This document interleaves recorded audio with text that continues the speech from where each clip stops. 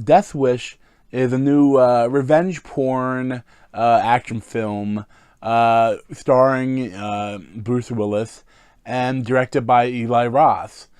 And it's just not very good. And especially, I noticed that Bruce Willis has been doing a lot of straight to video on demand movies. And this feels like it could have been another, but they put it on in movie screens instead. And it's just pretty mediocre. I love my family. I failed to protect them. I'm sorry, Dr. Kersey, nothing yet. So there's nothing that I can do? Is that what you're saying? You can have faith. How'd faith work out for them?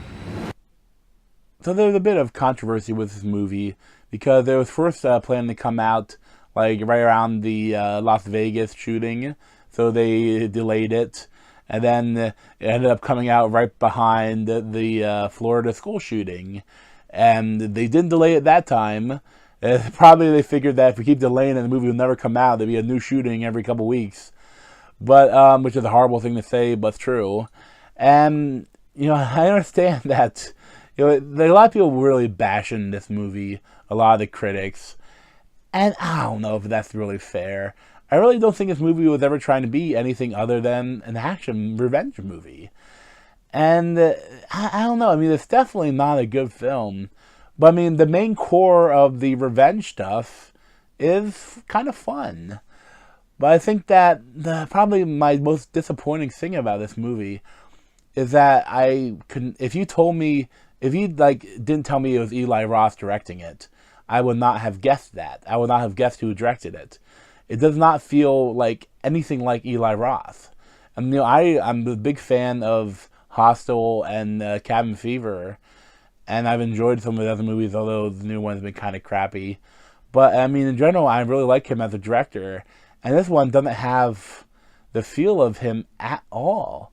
Like, there's maybe one short torture scene where, like, because he's a surgeon, he's like cutting into his sciatic nerve and pouring brake fluid on it, and that's the only part where it gets a little bit of that feeling tiny. But even then, it doesn't look like that.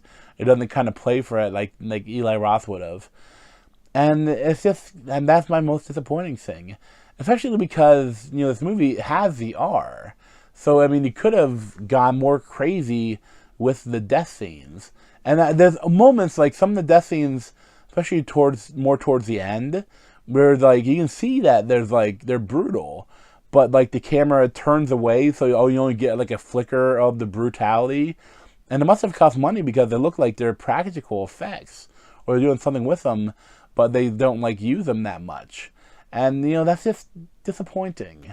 And Bruce Willis as a doctor is whatever, but it's more than that. He has no history with guns. He's never shot a gun, so like there's some really weird and like the tone is really messed up with all of the weird things in between the scenes. Like there's like all these random like segues where they keep going to Chicago talk radio, like, and have like giving their opinion on the Grim Reaper, whatever they're calling him, and it's weird. Like, I don't get it. Like, it didn't add anything to the film. Like, why should I care what Sway has to say about this fictional character? It's odd. And there's even like scenes like where they're watching like TV, and the one scene was almost like kind of interesting because it looked like he was watching a video and looked like he almost got a little turned on by it, like he was getting addicted to the violence. And I think it would have done that, would have been more interesting, but they never really played any more on that angle. And it's weird. And it's like to learn how to kill people, he watched and use guns. He watches YouTube videos about everything, and it's just, and then learn how to disable a hard drive. He watches the YouTube video, and all of that. Those framing moments, those framing devices of the social media and like watching stuff, and like it's weird. Especially like towards at the very end, there's there's like one last thing like after like for that Sway is like on the radio, but it sounds like he's talking right next to him, and then like but they're outside, and I'm like, is there like is the car radio somehow like if someone's hearing that? It's odd, and it feels like it was placed in after the movie was over. It feels like it was added onto it. It doesn't feel like that was part of the movie at first. For the story itself, again, it's just a generic revenge flick. He goes after the one guy, learns where the next guy is, go after him. And then they get, a final battle scene with the last guy, and they have to defend his house, and bam, like that is, it's a generic fare, but it's fine.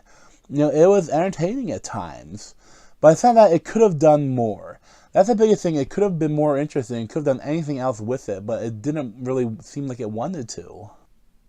For a while, I kept thinking there was going to be some sort of twist, or there was going to be something more to it. And almost like they could have done it. Because it seems like, when I was watching, there's some things that could have happened that would have been more interesting, and maybe a more interesting end than just the action scene that we had, which was kind of fun. But earlier on, Bruce Willis's brother, Vincent D'Onofrio, is like asks him for money, and that's when they get in the car, and the guys get in the car, gets the address of the house, and so they can go rob it. But I thought that it seemed like Vincent D'Onofrio owed money to maybe some bad people or something like that, and I thought it could have been more interesting if because they were all going to go out to eat that the night of the, that the whole idea of the movie is that, that while Bruce Willis is called in to work because the patient is ill, these burglars come in and just try to steal stuff and end up killing his wife and putting his daughter in a coma. And so he has to go on the revenge trip to kill them all. And I couldn't help but think that it would have been interesting if, because they were all supposed to go to dinner, and maybe while they were at dinner, like Vincent D'Onofrio, like helped, gave people, they told them to go rob his house, and it turned out that because they canceled dinner, they killed his family, and that would have been an interesting take on it. And then you could either have done that as Vincent D'Onofrio was like knew he was a part of it, and he did that to get rid of his debt. Or even that, that it was just, that because he was involved with them and they knew that he was like he told them, my brother has money, I'll get you all the money you need. And they decided to take it in their own hands. Like, I know it felt like that would have been a much more interesting way to take it. So then, like, he would have some doubt, in the revenge. But he never really has any doubt about whether what he's doing is right. And I don't know, like, even there's a moment that's, like when with all the social media stuff where he watches a person that's trying to do the same thing as him gets killed, and he just like turns off the TV, and it's like, oh, shouldn't you be thinking about if what you're doing is wrong and giving people the wrong idea? And also the idea the Hippocratic Oath as a doctor, like I wonder if they could have done more stuff with that, like if he has one of the villains in the hospital, like would he kill him or would he like let them live and heal him or what? They could have done so many more interesting things with it that they didn't even try to do. I mean, honestly, this movie, like it is what it is. I mean, they try to get so much stuff on it because of the atmosphere it came out in, but I mean, it's a revenge flick, and it has some good moments, and it was a decent time. Like, I wouldn't highly recommend it, but I mean, it's not horrible. I'd probably give it like a 6.25 out of 10. And thanks for watching, and check out other playlists on my head or subscribe to me over here. Thanks.